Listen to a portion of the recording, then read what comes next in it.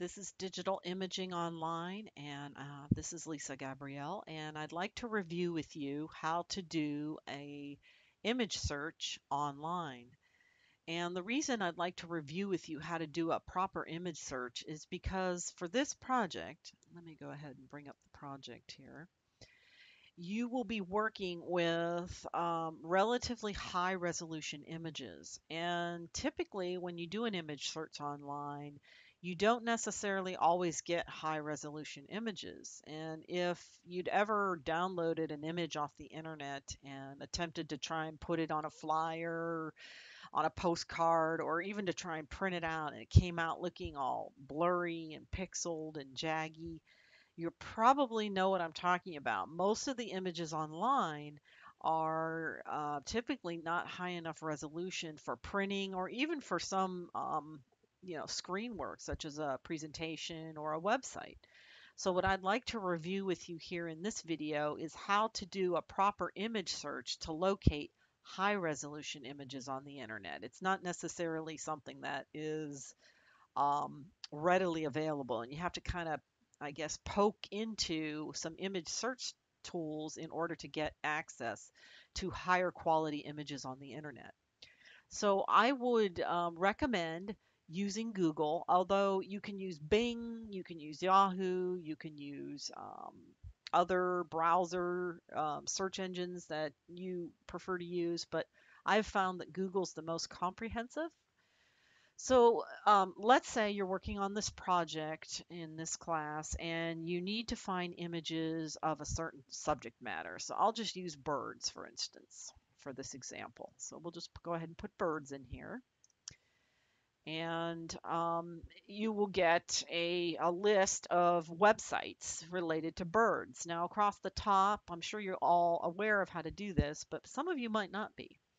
There is a feature here called images. If you click the images feature, it will bring up a multitude of images that are available online based on your subject matter. And generally, most of these images, at least in this kind of, generic search, are generally low resolution. And there are some search tools, however, available in Google that allow you to drill in and find higher quality images. So I'm going to review that with you now. So once you do the search and you get your birds listing up here, if you hover over the birds, you can kind of see it tells you the resolution here, 19 by 20, or 1920 by 1200, or 1920 by 1080. And there may be some images here that are useful, but I would like all the images in the listing to be useful to me and not show me any images that are too low of a resolution for what I'm looking for. So they have this feature over here called search tools. So you click that and notice that underneath the search tools, a bunch of options come up. I would recommend that you set up some options for searching out higher quality images. The first feature that you should apply here is under size. So pull down size and drag down to larger. And for the purposes of this first project, the project where you're working on the digital map painting, I would suggest locating images that are 2 MP, 1600 by 1200 in size, and higher or larger. Anything smaller than that may not be useful for this project because they may be too low resolution and not usable and of high enough quality. So I'm going to go ahead and select 2 MP 16 by 1200. And notice that it did a refresh. Now all of the images that are being shown here are of that larger resolution or higher. Now, how do you know? Well, there's a couple other features that you can turn on here that are really useful. Like, for instance, if you just wanted to look for black and white or full color, I'm going to change it to any color and leave it here, or leave it on any color. The other thing is you can search for line art or faces only or line drawings or photography and what have you, animations. But what I do like to use is under the more tools. If you drag all the way over to the end here and go show sizes, what it'll do is it'll show you the sizes of the image in right below the little thumbnail here, which is kind of useful because then you can assess, which ones are going to be useful for this. And you can kind of see if you need to use an image to fill an entire background. You um, you can go for the larger images, or if you need an image that only fills up like maybe a portion of your page, you can get away with a smaller sized image or a smaller resolution image. So you can kind of make a judgment call based on knowing the sizes of these images. So that's kind of useful as well.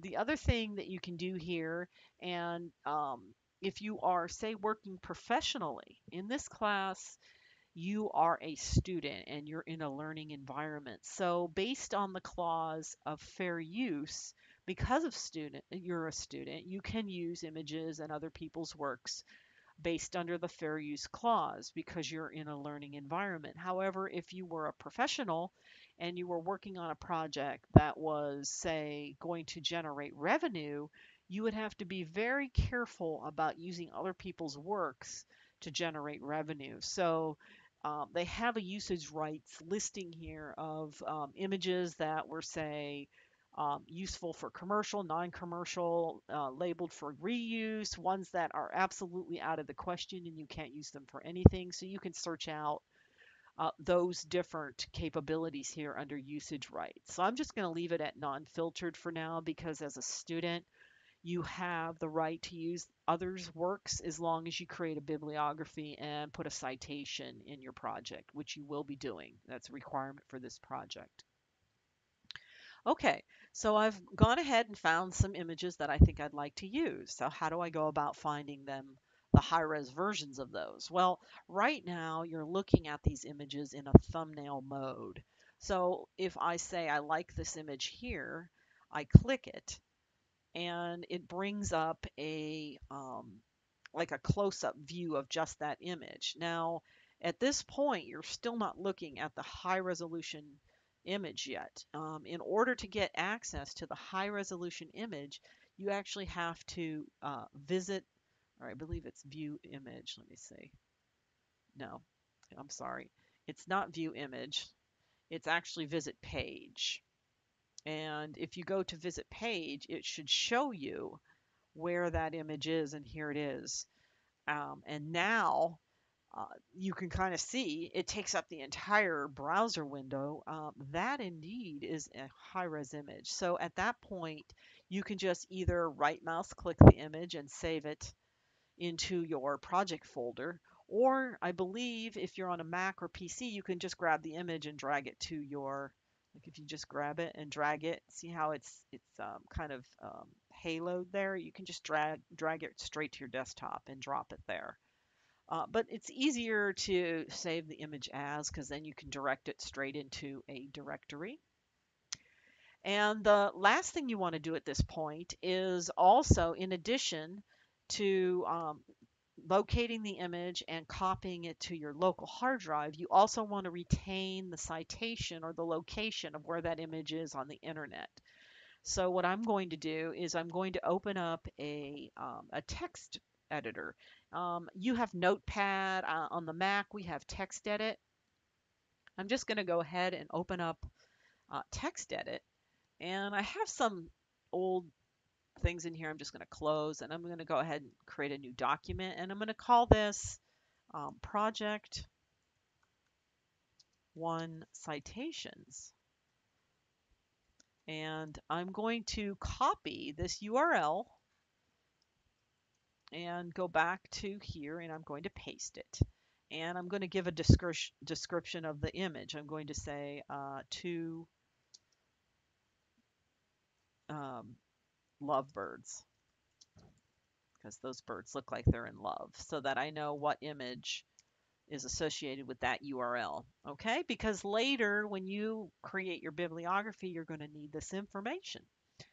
All right, so I've got this image, I've located it, I like it, I want to use it, I've downloaded it to my computer, and I've captured the URL for that image, pasted it into a text document, and I'm also going to save that into my project folder as well. I'm not going to actually do it, but what you should do is save that file into your project folder. So you have the images and you have the citations all in one location. Okay. All right. So I'm going to go ahead and click out of that and go back to my image search, which is here. And I'll do that one more time just so it's clear.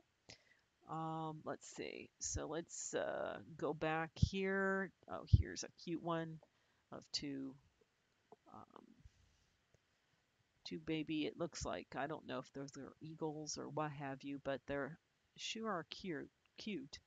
So if I go visit page, and sometimes if you go view image, it will show you the full res, but apparently in this case, that's not going to work. So view page takes you to the page itself. And then you can do a free download. Like in this case, this is a downloadable image. I believe you can also choose the size you want here. So we want to keep it at least large enough for our project. So, looking down here, the original is 19 by 20. I believe if we click there, it should bring up that, there we go. So that brings up that image in the browser window. So I can right mouse click and save it to my desktop, and I could let's capture this and paste it into my text document here and label it uh, a family of birds. Okay, and I've got all the information I need. So basically, I have the image and I have the quote, the citation, and if I need to go back and reference that, I can go back to the website and I have a reference of where that was, as well as I can create a bibliography at the end of the project. Okay, so that's one way to do a simple search in Google to locate high quality images. And this concludes the searching for high quality images in Google.